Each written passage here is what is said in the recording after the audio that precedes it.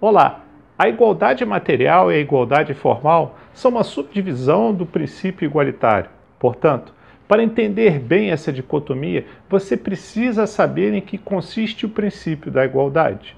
Se você ainda não assistiu ao meu vídeo sobre o assunto, vai lá, assiste, eu estou deixando o link aqui na descrição e depois você volta para assistir a nossa conversa.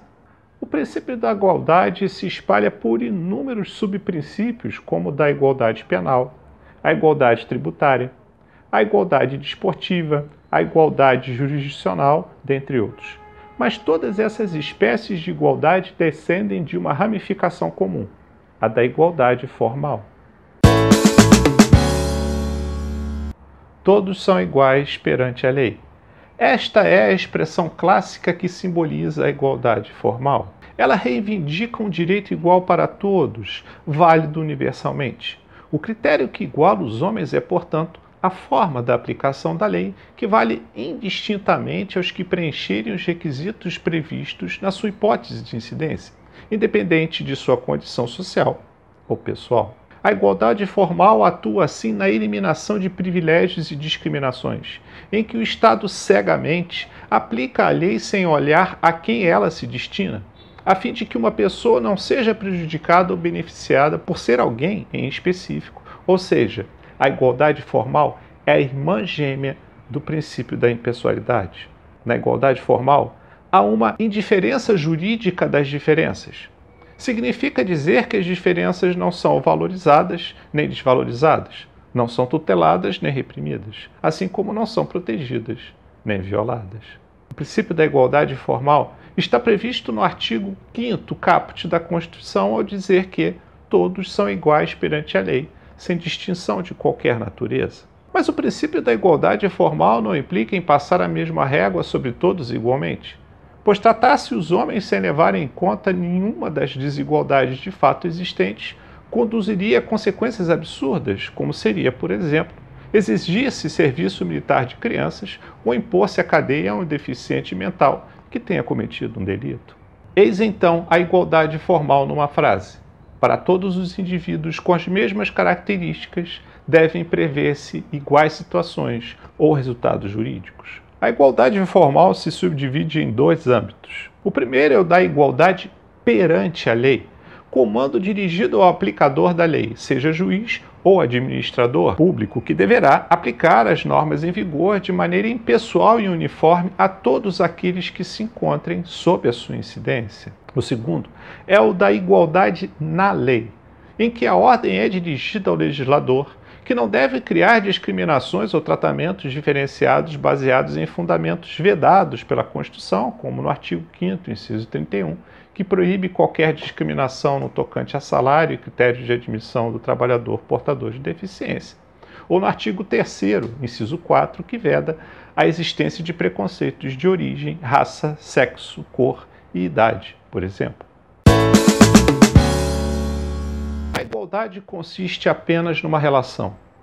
O que dá a essa relação valor, o que faz dela um objetivo desejável é o fato de ser justa. E a igualdade formal revelou-se insuficiente para fazer com que o princípio da igualdade concretize, de fato, o ideal de justiça. Com efeito, a lei, ao ser aplicada a todos indistintamente, acabou por cristalizar desigualdades substanciais existentes entre os homens. A igualdade formal seria, afinal, verdadeira desigualdade e o direito, na visão pessimista de Karl Marx, um mero instrumento de dominação. Surge daí o postulado da igualdade material, que nada mais consiste em reduzir as desigualdades existentes na sociedade, permitindo-se tratamento diferente para elevar as condições de vida daqueles que se encontrem em algum tipo de situação inferior em relação à média da sociedade.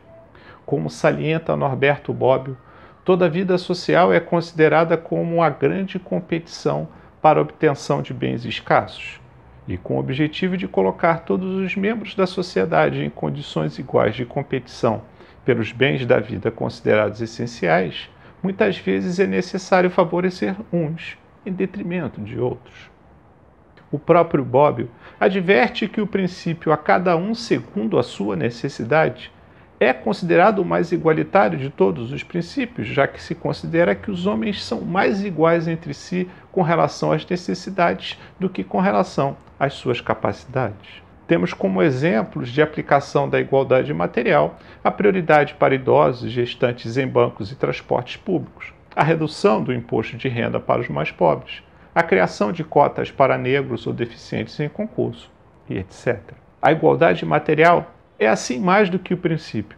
Ela, na verdade, é um programa, um objetivo social. Não por acaso, nossa Constituição diz no artigo 3º, nos incisos 3 e 4, que constituem objetivos fundamentais da República Federativa do Brasil: erradicar a pobreza e a marginalização e reduzir as desigualdades sociais e regionais, promover o bem de todos, sem preconceitos de origem, raça, sexo, cor, idade e quaisquer outras formas de discriminação. E aqui chegamos no coração do princípio da igualdade, o qual só pode ser compreendido como o tratamento igualitário para as pessoas iguais e o tratamento desigual para os desiguais da proporção de suas disparidades. Rui Barbosa, baseando-se na lição aristotélica, proclamou que a regra da igualdade não consiste senão em tratar desigualmente os desiguais na medida em que se desigualam. Tratar com desigualdade os iguais, ou os desiguais com igualdade,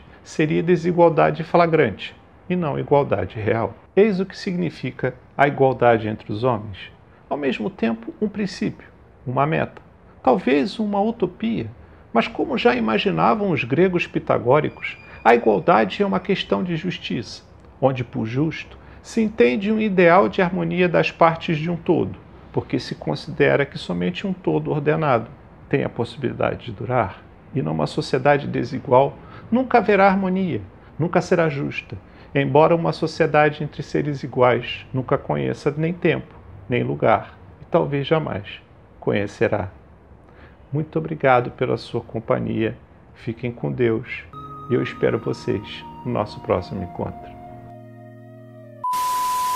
E a igualdade jurisdicional... Volta. Nossa, hoje eu tô mal.